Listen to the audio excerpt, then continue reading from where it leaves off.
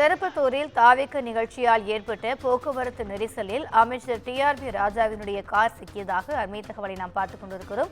திருப்பத்தூர் பேருந்து நிலையம் அருகே சிவகங்கை வடக்கு மாவட்ட தாவேக்க செயலாளருக்கு நிர்வாகிகள் ஒன்று சேர்ந்து வரவேற்பு நிகழ்ச்சி நடத்தினர். இந்த நிகழ்ச்சியால் போக்குவரத்து நெரிசல் ஏற்பட்ட நிலையில் அவ்வழியாக சென்ற அமைச்சர் டிஆர்பி ராஜாவினுடைய காரும் அந்த கூட்டத்தில் சிக்கிக் கொண்டிருக்கிறது.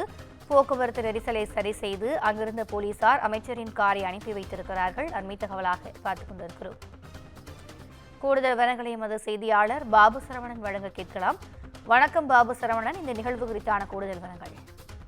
வணக்கம் திவ்யா. சிவகங்கை மாவட்டத்திற்கு தமிழக வெற்றி கழகத்தில் 3 மாவட்ட செயலாளர்கள் நியமிக்கப்பட்டுள்ளனர். அதுல வடக்கு மாவட்ட செயலாளராக ஜோசப் தங்கராஜ் என்பவர் நியமிக்கப்பட்டிருந்தார். அவர் இன்று திருப்பத்தூருக்கு, சிவகங்கை மாவட்டம் திருப்பத்தூருக்கு வருகை தரும்போது தமிழக வெற்றி கழகத்தினர் திருப்பத்தூர் பேருந்து நிலையத்தில் அருகே அவருக்கு சிறப்பான வரவேற்பு அளித்தனர். அதன் பின்பு மருது சகோதரர்களின் நினைவு ஸ்தூபி அங்க ஒன்று இருக்கு. அந்த ஸ்தூபியில மாலை அணிவித்து மரியாதை செலுத்துவதற்காக ஒரு 50க்கும் மேற்பட்ட கார்களில் வந்திருந்தவங்க கார்களை சாலையிலேயே நிறுத்தியிருந்தனர்.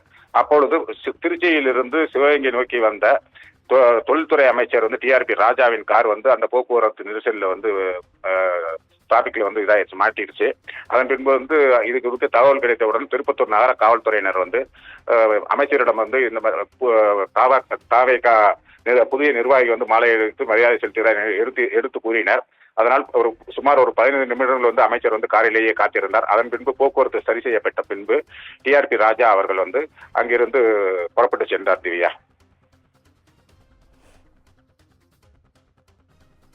கூடுதல் விவரங்களுக்கு நன்றி பாபு சரவணன்.